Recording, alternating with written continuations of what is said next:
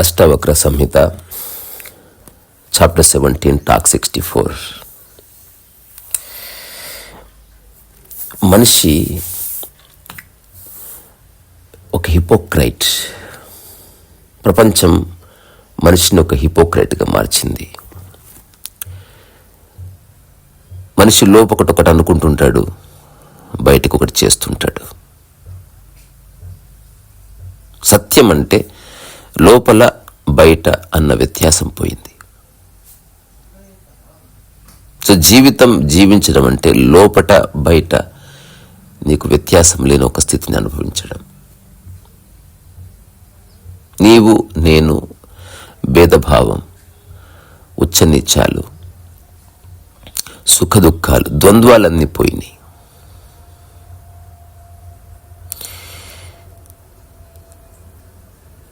So ఇది లోపలి విషయం మనిషికి కనబడదు కాబట్టి మనిషి ప్రిటెండ్ చేస్తాడు.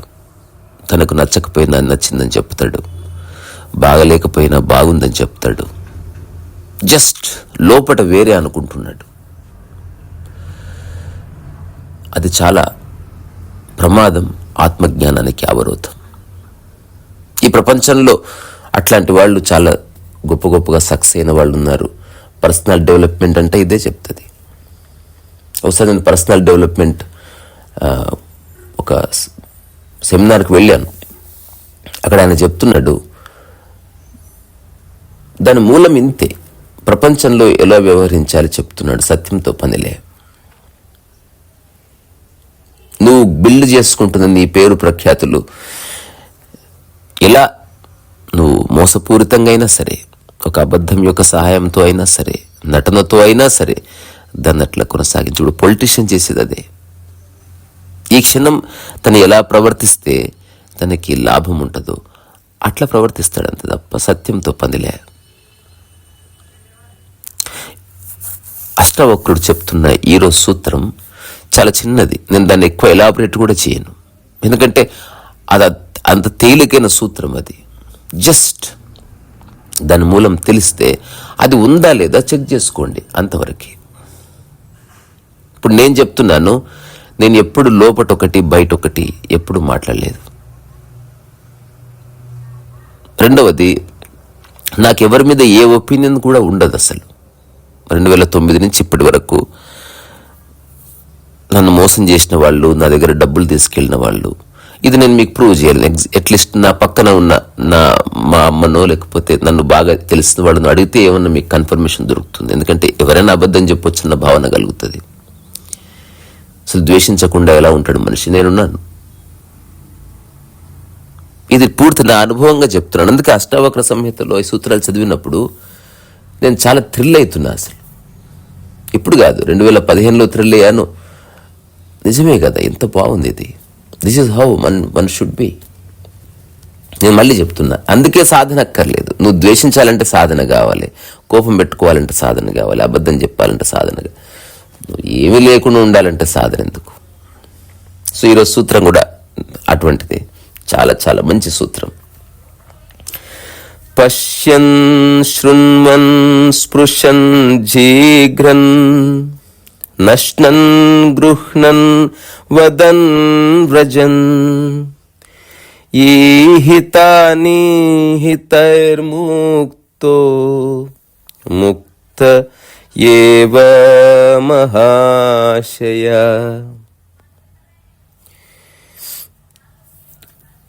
ఎవరైతే మహాజ్ఞాని ఉంటాడో అతను బాహ్యానికి సామాన్యులే కనిపిస్తాడు. ఆ మహాపురుషుడు రాగద్వేషరహితుడు. ఆ యోగి అంతరంగం అతి స్వచ్ఛం. అతను అంతమందిలో ఉన్న ఏకాంతంగానే ఉంటాడు. ఆ జ్ఞాని అందరితో పాటు మాట్లాడుతుంటాడు, అన్ని చూస్తుంటాడు, ఇతరులు చెప్పే వింటూ ఉంటాడు, వ్యక్తులను స్పృశిస్తూ ఉంటాడు, వస్తువులని పదార్థాలని ఆఘ్రాణిస్తూ ఉంటాడు, ఆరగిస్తాడు, స్వీకరిస్తాడు, సంచరిస్తాడు, సలహాలు ఇస్తాడు, సమస్త దేశాలు సదుపదేశాలు చేస్తాడు. ఏది ఏమైనా సరే అతనికి ఏ దోషం సోకదు, అతని మనసుకి ఏది అంటుకోదు. చూడండి ఎంత బాగుంది సూత్రం ఇది. ఒకసారి చెక్ చేసుకోండి మీరు. ఇప్పుడు నిన్న నేను ఒక మిత్రుడు, చాలా పెద్ద ఆయన, చాలా అంటే పద్మవిభూషణ్ అట్లాంటివి వచ్చిన వ్యక్తి. ఆయన నాకు ఫోన్ చేసినప్పుడు నేను ఒక మాట అన్నాను ఆయనతో, సార్ ఇప్పుడు ఏదైనా ఒక టాక్ చేసావు, లేకపోతే యూట్యూబ్లో పాడ్కాస్ట్ చేసావు, వ్లాగ్ చేసావు, most of the people conversation ఎక్కడ ఎండ్ అవుతుంది, బాగుంది బాగలేదు ఎక్కడ ఎండ్ అయిపోతుంది, సినిమా బాగుంది బాగలేదు. నా జీవితంలో ఈ బాగుంది బాగలేదు అని అనిపించుకోవడం కోసం నేనేమి చేయడం లేదు. సో ఇప్పుడు ఈ కోటాను కోట్ల మంది ప్రజలున్న ఈ భూమి మీద ఒక వీడియో పెడితే 6 లక్షల మంది చూశారు, 3 లక్షల మంది చూశారు, 3,000 మంది చూశారు, ఇదంతా ఇర్రెలెవెంట్, బక్వాస్ ఇది. నేను ఈ అష్టావక్ర సంహిత యొక్క సారం ఏమిటి? ఇప్పుడు నేను చెప్పింది ఎవరైనా విన్నారనుకోండి, వాళ్ళు బాగుంది బాగలేదు కాదు, అది నిజమా కాదా వాళ్ళ జీవితాల్లో చెక్ చేసుకున్నప్పుడు అక్కడ ఒక అద్భుతమైన క్వాలిటేటివ్ చేంజ్ వస్తుంది. సో ఇప్పుడు యాక్చువల్గా అదే జరుగుతుంది. నేను ఖచ్చితంగా చెప్పగలను, అట్లీస్ట్ ఒక 1000 మంది every day they are looking at them selves.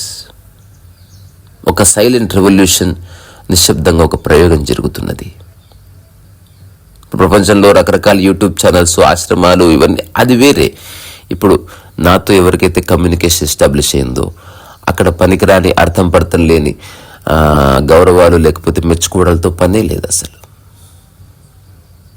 ఈ భూమి మీద ఎవరైనా కనెక్షన్ని స్ట్రాంగ్ చేసుకోవడానికి ప్రయత్నం చేస్తారు, మెసేజ్లు పెడతారు, సభలు చేస్తారు, ధ్యానాలు చేయిస్తారు, రమ్మంటారు, శివరాత్రి ఉత్సవాలు, బికాజ్ నిన్ను వదులుకోవడం ఇష్టం లేదు వాళ్ళకి. ఇప్పుడు నా మూల సూత్రం ఇంతే, నేను మిమ్మల్ని నిరంతరం వదిలేస్తున్నా.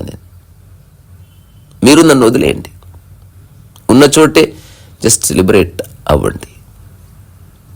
మీ మనసులోనూ ఎవ్వరి మీద ద్వేషం కానీ ఒపీనియన్ కానీ ఏమీ లేని ఒకనొక శూన్య చిత్తం మీరే ఒకసారి దర్శిస్తారు సాక్షిగా. అప్పుడు మీరు నన్ను చూస్తారు, నేను మిమ్మల్ని చూస్తాను, దెన్ అర్థమైపోతుంది. అప్పుడే 100% చూడగానే తెలిసిపోతుంది ఒక మనిషి ఎక్కడ ఉన్నాడు.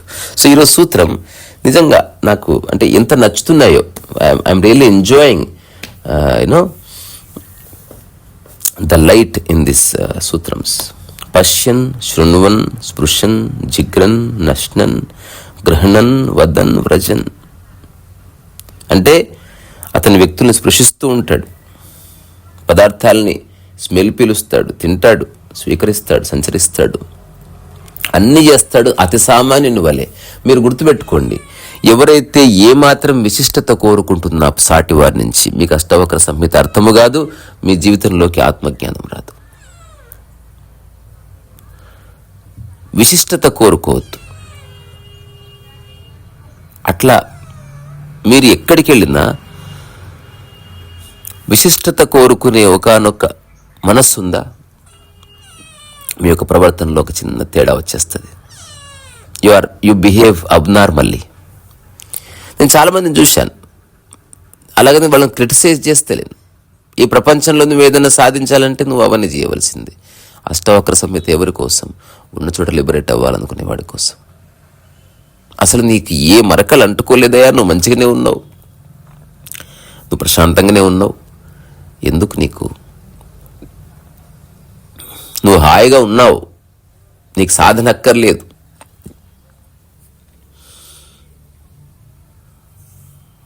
ఏది అంటుకోని వాడివి నువ్వు అని ఎవరైతే తెలుసుకుంటున్నారో అట్లాంటి వాళ్ళకి వేరే అష్టావక్ర సంహిత సారం. ప్రపంచంలో ఎదగాలనుకునేవాడు, as he has to be cunning. వాడు పర్సనల్ డెవలప్మెంట్ యొక్క ట్రైట్స్ని వాడు పుణికి పుచ్చుకోవాలి, వాడు పాలిటిక్స్ చేయాలి, ఇక్కడిదక్కడ చెప్పాలి, భేదభావాలు క్రియేట్ చేయాలి, అబద్ధం చెప్పాలి, ఇవన్నీ చెప్తే సక్సెస్ వస్తుంది. అట్లాంటి వాళ్ళు నాకు తెలుసు, విషయం అది కాదు. నేను ఇట్లా నిశ్శబ్దంగా గదిలో మాట్లాడుతుంటే నా చుట్టూ తిరుగుతూ ఉంది పిల్లి. సో ఈరోజు సూత్రం ఏంటంటే, మహాజ్ఞాని బాహ్యానికి అతి సామాన్యుని వలె కనిపిస్తాడు, తర్వాత తన అంతరంగం పూర్తి స్వచ్ఛంగా ఉంటుంది. ఎందుకంటే ఇప్పుడు నా ముఖానికి రంగు ఉంటే కనిపిస్తుంది, బట్ నా మనసులో నీ గురించి ఏమనుకుంటుందని ఎట్లా తెలుస్తుంది? నేను ఇప్పుడు మీకు ఒక్కటి చెప్పగలను, మీరు ఒక గురువు అనుకొని వెళుతున్నారు కదా, ఎవరిని మీరు గురువు అనుకోవాలంటే ఎవరి మనస్సులో ఎవరి గురించి ఏ వైఖరి లేదో అతనే గురువు. ఇంతే, ఇంకా ఇంతకు మించి వేరే నిర్వచనం అక్కర్లే. సో ఎవరికైతే ఎదుటి వ్యక్తి పట్ల ఎలాంటి వైఖరి లేదో, ఎలాంటి ఒపీనియన్ జడ్జిమెంట్ లేదో, ఆ వ్యక్తే నీకు నిజంగా సలహా ఇవ్వగలడు. ఆ వ్యక్తి చూసే చూపులోనే నిజంగా కరుణ ఉంటుంది. ఆ వ్యక్తి నిష్పక్షపాతంగా నీకేదైనా చెప్పగలడు, నిన్ను ముట్టుకోగలడు, నిన్ను లిబరేట్ చేయగలడు. ఇప్పుడు చాలామంది ఈ ప్రపంచంలో ఉన్న గురువులు, దే ఆర్ నాట్ రియల్లీ గురువుస్. ఫేమస్ గురువులు ఉన్నారు. నిజమైన గురువులు ఎవరు? నీ నుంచి ఏమీ ఆశించని వాడు, అసలు ఆ థాటే లేదు అసలు. సో ఇప్పుడు ఒక వ్యవస్థ స్టార్ట్ చేసి తను అడగకుండా, ఇప్పుడు నేను ఒక చిన్న ఎగ్జాంపుల్ చెప్తాను, మీరు దయచేసి అర్థం చేసుకోండి. అంటే నేను ఇప్పుడు సమాజంలో ఏం జరుగుతుందనేది చెప్పే ప్రయత్నం చేస్తున్నా. ఎందుకంటే ఎక్కడైనా మరక అంటుకోవచ్చు, ఎక్కడి నుంచైనా ఒక క్లేశం అంటుకోవచ్చు, ఎక్కడి నుంచైనా ఒక సమస్య మీ మనసులోకి మీకు తెలియకుండా మీకు ఒక సిద్ధాంతాన్ని అంటగచ్చే ప్రయత్నం చేయొచ్చు. వెరీ వెరీ స్ట్రేంజ్ ఫినామినాస్ జరుగుతున్నాయి భూమి మీద. ఇప్పుడు ఒక గురువు ఏమీ అడగడు, కానీ ఆ సంస్థలో ఉన్న వాళ్ళు రకరకాల వ్యక్తులు అడుగుతూ ఉంటారు డబ్బు కానీ ఏదైనా. ఇప్పుడు నేను నా దగ్గరకు వస్తే ఎవరిని అడగను, కానీ ఇప్పుడు మా బాలాజీ ఉన్నాడు, వాడితో అడిగిస్తున్నాను అనుకోండి, నేను అడిగినట్టే.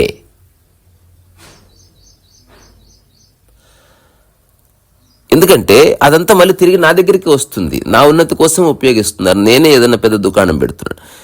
This is absolutely wrong. ఇది ఇప్పుడున్న గురువులు ఏం చేశారు, ఇనిషియల్ డేస్లో ఒక వ్యవస్థ స్టార్ట్ చేసి ఒక కోటరీని తయారు చేసి తెలివైన వాళ్ళ చేతుల సంస్థను పెట్టి ఒక CEO ఒక స్టార్ హోటల్ని ఎట్లయితే ఒక 10 మంది రన్ చేస్తారో, ఎట్లయితే మార్కెటింగ్ చేస్తారో, ఒక రామోజీ ఫిల్మ్ సిటీని ఎట్లయితే మార్కెటింగ్ చేస్తారో, ఈ ఆశ్రమాల్లో ఎగ్జాక్ట్లీ అదే జరుగుతుంది. నేను దానికి అగెనెస్ట్ కానే కాదు, నేను మళ్ళీ చెప్తున్నా. But this is what happening. అంటే ఏ విషయాలకు సంబంధించి ఒక మనిషిని లిబరేట్ చేయాలో ఆయా విషయాలు ఇంకింత సటిల్గా, ఇంకింత ఎఫెక్టివ్గా అక్కడ చేస్తున్నారు.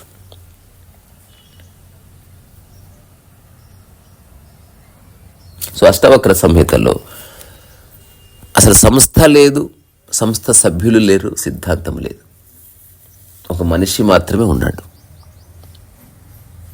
ఆ మనిషి కూడా కంప్లీట్గా అతి సామాన్యుడిగా ఈ ప్రపంచానికి సంబంధించిన ఎలాంటి మరకలు లేని, ఈగో లేని ఒకానొక శుద్ధ చైతన్య మానసిక స్థితిని కలిగి ఉన్నవాడు.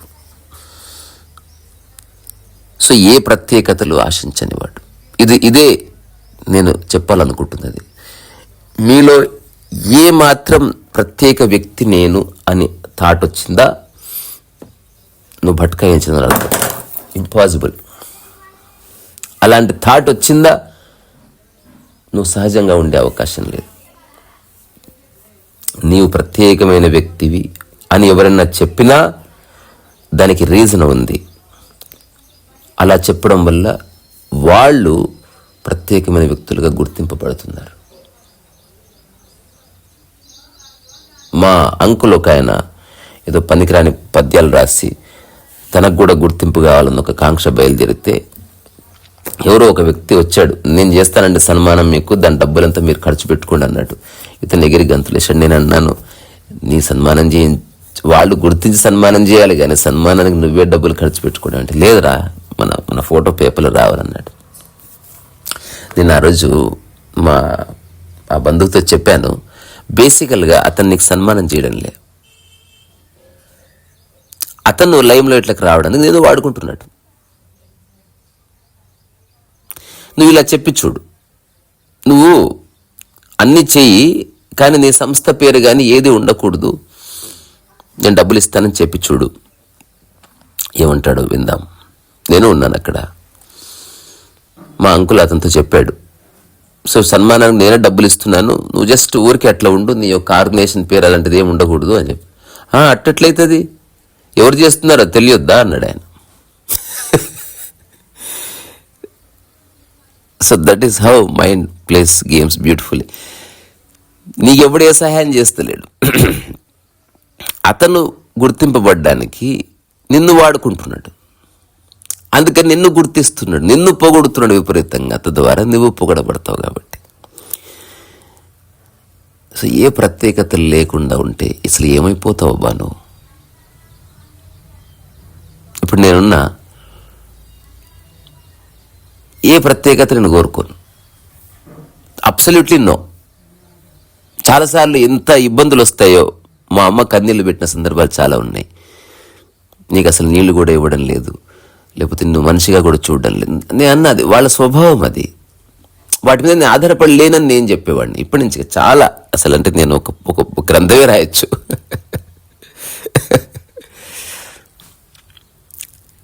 నేను నాలా ఉంటానంతే. ఇప్పుడు ప్రత్యేక కోరుకోవాలంటే ఇప్పుడు నేను ఎక్స్ట్రా ఎఫర్ట్ పెట్టాలి, అవునా కదా? సో ఈ సూత్రం యొక్క మూలం ఇంతవరకే. ఎవడు మహాశయుడు అంటే ఏ ప్రత్యేకత ఆశించనివాడు, తన మీద తనకి ఏ విధమైన ఒపీనియన్ లేదు, తను ప్రత్యేకమైన వ్యక్తిని, తన టాలెంటెడ్ పర్సన్, తను స్కిల్ఫుల్ పర్సన్, నేను ఇట్లా కాబట్టి నన్ను గుర్తించాలి, నేను ఇది సాధించాను కాబట్టి. ఇప్పుడు ఉదాహరణకి ఒక వ్యక్తి ఒలింపిక్స్లో పథకం గెలుచుకొని వచ్చాడు అనుకో, అసలు ఎయిర్పోర్ట్కి ఎవరు పోకపోతే, ప్రభుత్వం అసలు ఒక్క స్టేట్మెంట్ కూడా ఇవ్వకపోతే, ప్రధానమంత్రి ఫోన్ చేయకపోతే, అంత ఉల్టా పల్టా అయిపోతుంది. అప్పుడు నిజమైన వ్యక్తులు మనకు దొరుకుతారనమాట. అంటే గుర్తింపు వచ్చినా రాకపోయినా ఆటని ఇష్టపడేవాడు ఒకడున్నాడు, గుర్తింపు కోసమే ఆడేవాడు ఒకడున్నాడు, గుర్తింపు వస్తేనే ఆటలో ఉంటాడు, లేకపోతే ఇంకో పని చేసుకునేవాడు ఇంకోడు ఉన్నాడు. ఆలోచించండి ఒకసారి.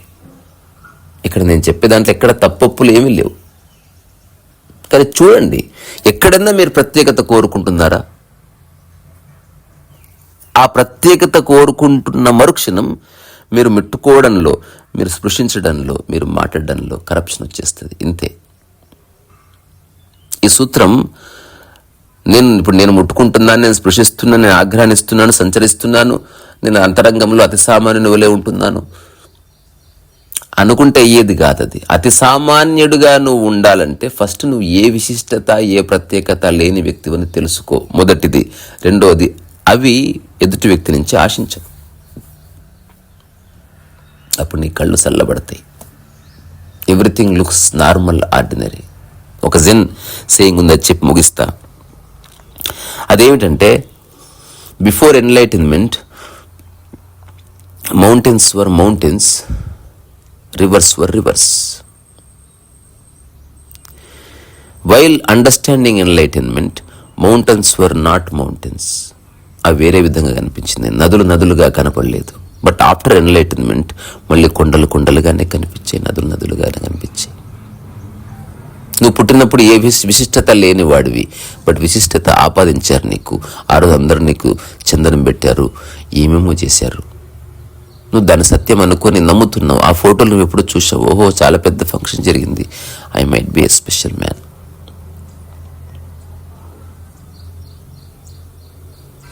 ఒక చిన్న ఇరానియన్ స్టోరీ ఉంటుంది. ఒక వ్యక్తిని గాడిద మీద ఊరేగిస్తుంటారు. ఈ కథకి 2 పాయింట్ ఆఫ్ వ్యూస్ ఉన్నాయి. మనిషి పాయింట్ ఆఫ్ వ్యూలో చాలా బాధపడుతుంటాడు, గాడిద పాయింట్ ఆఫ్ వ్యూలో చాలా గర్వంగా ఫీల్ అవుతుంటుంది. ఇలాంటి రోజులు మళ్ళీ మళ్ళీ రావాలి నా లైఫ్లో.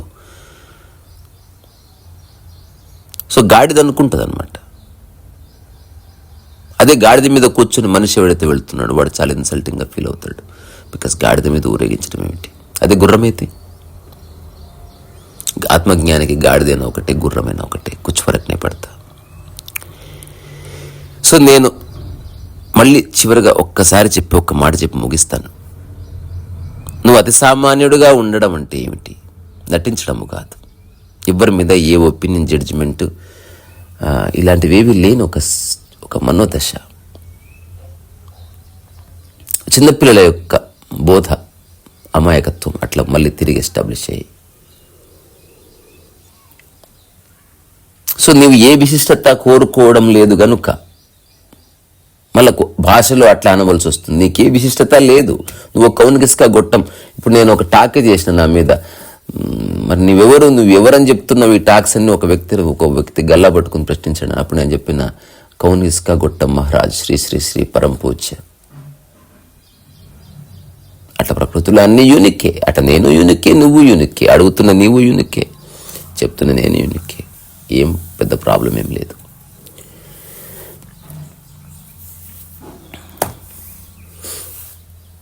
యూనిక్ అవ్వడం వేరు, ప్రత్యేకత కోరుకోవడం వేరు. సో నువ్వు ఏ ప్రత్యేకత కోరుకోకపోతే నువ్వు సామాన్యుడిగా మారుతావు, అంతే. సామాన్యుడిగా కనిపిస్తున్న వాడు కూడా లోపల ప్రత్యేకత కోరుకుంటున్నాడు, బంధువుల మధ్య, స్నేహితుల మధ్య. ఒకసారి చెక్ చేసుకోండి. ఈ సోకాల్డ్ మెడిటేటర్స్ అంతా దే ఆర్ సీకింగ్ రెస్పెక్టబిలిటీ. వాళ్ళు అంతర్గతంగా ఒకటి కోరుకుంటున్నారు. అట్లా కోరుకుంటున్నావా నువ్వు సామాన్యుడివి కాదు, నువ్వు సంబడి ఎల్స్.